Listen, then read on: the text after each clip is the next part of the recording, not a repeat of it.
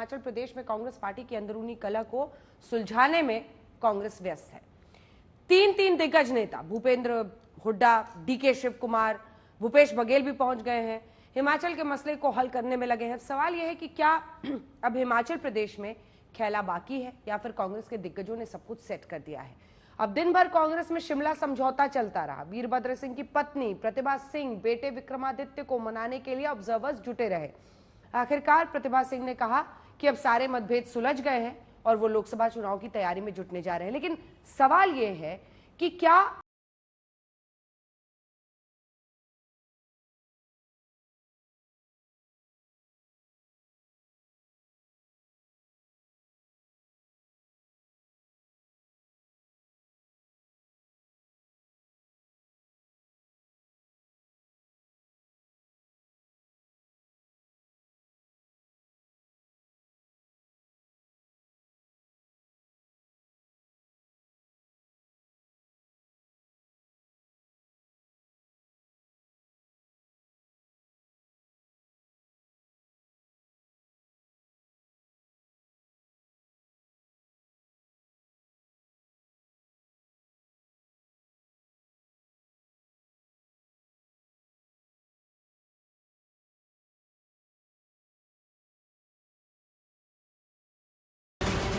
क्या कांग्रेस के ऑब्जर्वर ने बीजेपी का ऑपरेशन लोटस फेल कर दिया?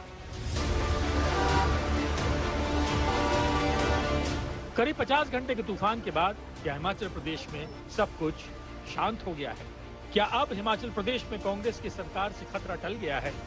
क्या कांग्रेस जो इस वक्त हिमाचल प्रदेश की तस्वीर देश के सामने रख रही है कि सारे मुद्दे सुलझा लिए गए हैं, सारे मतभेद दूर कर दिए गए हैं, सारे गिले शिकवे मिटा दिए गए हैं, क्या वाकई ऐसा है?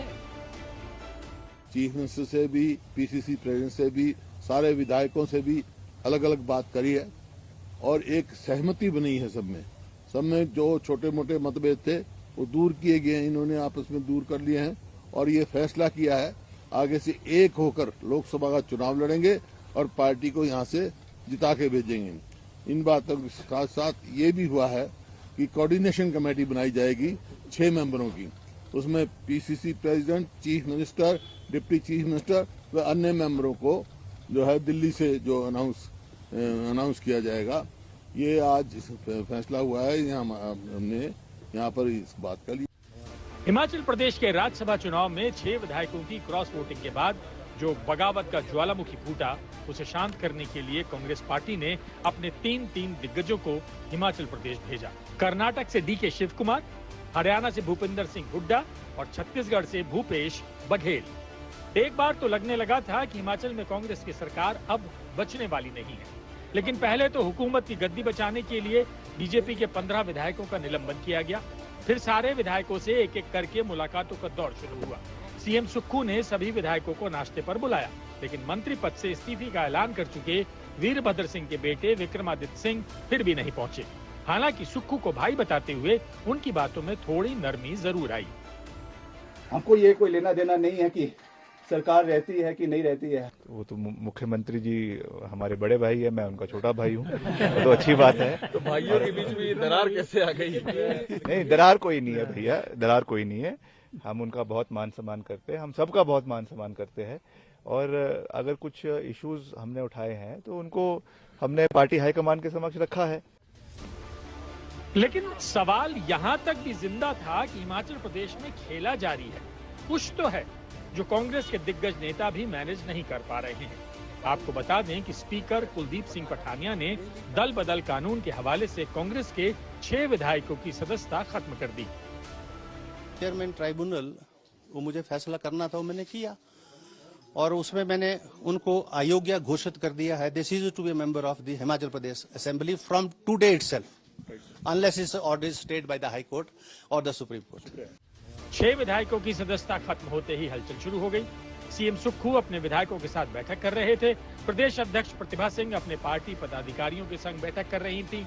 उनकी नाराजगी बरकरार थी। आपको बता दें कि हिमाचल प्रदेश की कांग्रेस सरकार के अंदर मची हलचल को देखते हुए बीजेपी विधायकों की मीटिंग भी बुला ली गई थी। जयराम ठाकुर बार बार कह रहे थे कि कांग्रेस सरकार बहुमत खो चुकी है।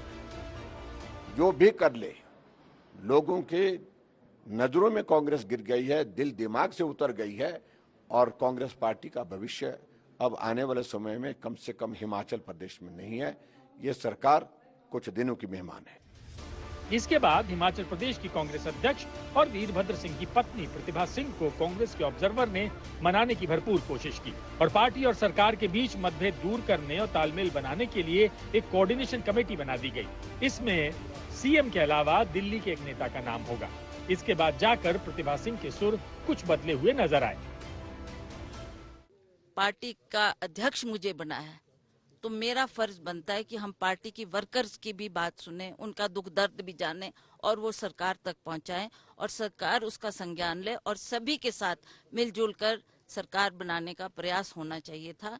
और जब मुझे लगा कि ये इस बात को नजरअंदाज कर रहे हैं तो ये मैंने हाईकमांड के ध्यान में भी ये बार लाई और मैं चाहती थी कि जो हमारे सक्रिय पार्टी के कार्यकर्ता है उनका कहीं ना कहीं उनको महत्व देना बहुत जरूरी था। खेद है इस बात का कि हम राज्यसभा की सीट को नहीं जिता पाए। एक बहुत ही एमिनेंट लॉयर देश के नंबर 2 या 3 पर जो आते थे उनको यहाँ से कैंडिडेट बनाकर हमने फील्ड में उतारा था, उसमें हम सफलता हासिल नहीं कर सके। उस बात का हमको सबको बहुत खेद है। अब अगली चुनौती हमारे पास लोकसभा की चुनाव है, उसमें हमें सब एकजुट होकर पार्टी के कार्यकर्ताओं को उनका मनोबल बढ़ाकर हमने इन सीटों को जीतना है। लेकिन कहते हैं कि एक बार शीशे में बाल आ जाए तो कभी नहीं जाता। अब सवाल ये है कि क्या बीजेपी हिमाचल प्रदेश में कांग्रेस की अंदरूनी कलह को पूरी तरह से परख चुकी है। आपको बता दें कि हिमाचल प्रदेश की राजनीति सिर्फ इतनी भर नहीं है कि कांग्रेस के 6 विधायकों ने क्रॉस वोटिंग करके राज्यसभा में कांग्रेस के सीनियर लीडर अभिषेक मनु सिंघवी को हरवा दिया। हिमाचल प्रदेश में खेल सरकार का है। हिमाचल प्रदेश में खेल सीएम पद का है, क्योंकि प्रतिभा सिंह भी खुद सीएम बनना चाहती थी। लेकिन 2022 के विधानसभा चुनाव में कांग्रेस आलाकमान ने सुखविंदर सिंह सुक्खू को सीएम बनाया और जैसे ही मौका आया विक्रमादित्य ने भर्राए हुए गले से अपना दर्द जाहिर भी कर दिया। मुगल सल्तनत के आखिरी शहंशाह थे बहादुर शाह जफर। उनकी एक लाइन है कि कितना है बदनसीब जफर दफन के लिए, 2 गज जमीन भी ना मिली कुएं यार में। जिस व्यक्ति 6 बार जो हिमाचल प्रदेश का मुख्यमंत्री रहा, 6 बार, जिसने ये सरकार बनाई, जिसकी वजह से ये सरकार बनी प्रदेश के अंदर, उसकी मूर्ति लगाने के लिए 2 गज जमीन इनको माल रोड के ऊपर नहीं मिली। अब सवाल ये है कि कांग्रेस ने डीके शिव कुमार और भूपेंद्र सिंह हुड्डा और भूपेश बघेल यानी 3 ऑब्जर्वर भेजकर बगावत की जिस खाई को पाटने की कोशिश की है, क्या वो यहीं भर पाएगी या फिर आगे सरकार पर आपदा बनकर सामने आएगी। शिमला से मंजीत सहगल के साथ आज तक ब्यूरो। और सतेन हमारे सहयोगी इसी खबर पर इस वक्त लाइव हमारे साथ सीधा शिमला से जुड़ रहे हैं। अब वापस मौसम ठंडा हुआ या नहीं हुआ सतेन? क्या हम माने कि जो परेशानियां और जो कलेश और जो गर्माहट आ गई थी सियासी पारा चढ़ने से, वो अब शांत हो गया? क्योंकि शाम होते होते प्रतिभा सिंह ने कह दिया कि हम एकजुट हैं। देखिए, शाम होते होते ठंड भी लगातार हिमाचल में बढ़ती जाती है। रात का तापमान शिमला का 0 डिग्री तक पहुंच रहा है।